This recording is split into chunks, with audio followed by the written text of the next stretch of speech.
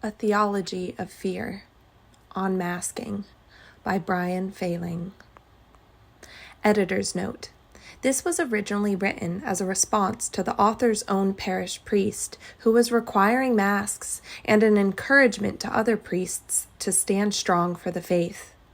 As it makes very good points, we have published it here with the author's kind permission and assistance. From Orthodox Reflections, looking at life in the Orthodox Christian faith. I have read through your email concerning the wearing of masks in church. As I'm sure you would guess, I am disappointed, but I know you have been under great pressure from some in our parish who are panicked by the virus. I know you stated that this is not about fear, but it is clear that that is precisely what it is about. Rather than requiring masks for everyone, which only feeds and validates the fear, it seems a more pastoral course would be to follow the counsel of Elder Euthamius of Capsala, who wrote, quote, "To the many unbearable problems which men have, the threat of the virus has now been added too, which has ended up a nightmare. People suffer more from their fear, panic, and involuntary reclusion than they do from the virus. In older times, and in similar cases of deadly epidemics, the Church would perform sanctifications of the waters and go out in procession with the sacred icons and holy relics. Why should these not be done today as well? Is the Lord's hand unable to help us in these days too?" End quote. Wouldn't the loving pastoral practice be the one that helps those who are fearful put away their fear, rather than nurturing and encouraging their fear by forcing a change in how we worship merely to make the fearful feel safe? Is the Lord's hand unable to help us in these days too? Are we a church who worships the risen Christ? Or, like the world, is fear all we really have to offer people in times of crisis? Perhaps, then, we are not that different after all. We are in the world and of the world. It may seem a small matter to some, after all. What's the big deal about being required to wear a mask in church? We Orthodox, when doing evangelism, often tell people to come and see, knowing that our services are not only beautiful, they are mystical, bringing us into the presence of God. But I cannot say come and see any longer, because they will not see beauty and experience the mystical. Rather, they will see only fear, hypocrisy, hiding behind a sea of masked faces. This is not only bad theology, it is soul-crushing and faith-destroying. I do hope you will reconsider your decision.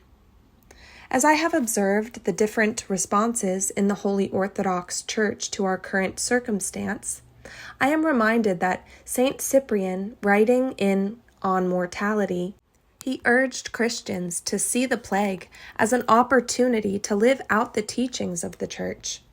He asked Christians to, quote, "stand erect amidst the ruins of the human race, and to rejoice rather and embrace the gift of the occasion," end quote. I do not think that fear was the gift of the occasion that Saint Cyprian was speaking about. Based upon his life and his words, I am confident that Saint Cyprian would not agree that introducing a theology of fear into our liturgical life is, quote, "standing erect amidst the ruins of the human race," end quote. Indeed, I can think of no Holy Father whose writings suggest he would agree with requiring masks as the sine qua non to participating in the liturgical life of the Church. Certainly, there is no precedent for such innovation in the history of the Church. So, I do not rely upon my private judgment to determine how the Church must respond.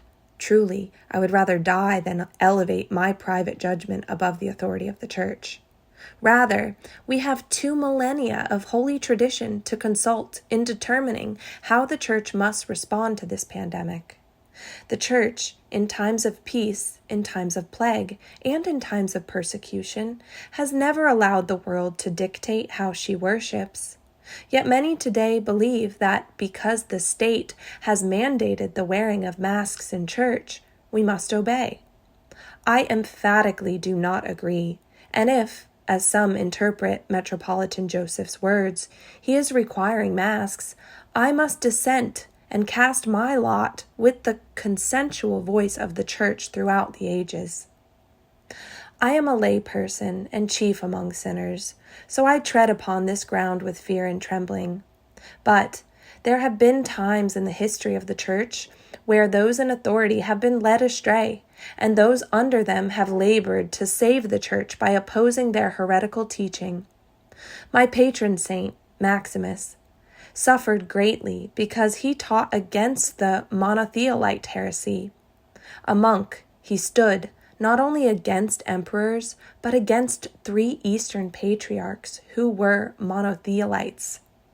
The Sixth Ecumenical Council vindicated Maximus. I am reticent to place mandatory masking in the same category as the monothelite heresy, but both, it seems to me, deny the fullness of Christ. The monothelites denied his 2 wills. The mandatory maskers deny his life-giving and salvific presence in the liturgical life of the Church. If Christ truly gives us life and salvation, liturgical masks are a grotesque denial and affront to that truth. This article is by Brian Fahling, member of the Antiochian Orthodox Christian Archdiocese of North America.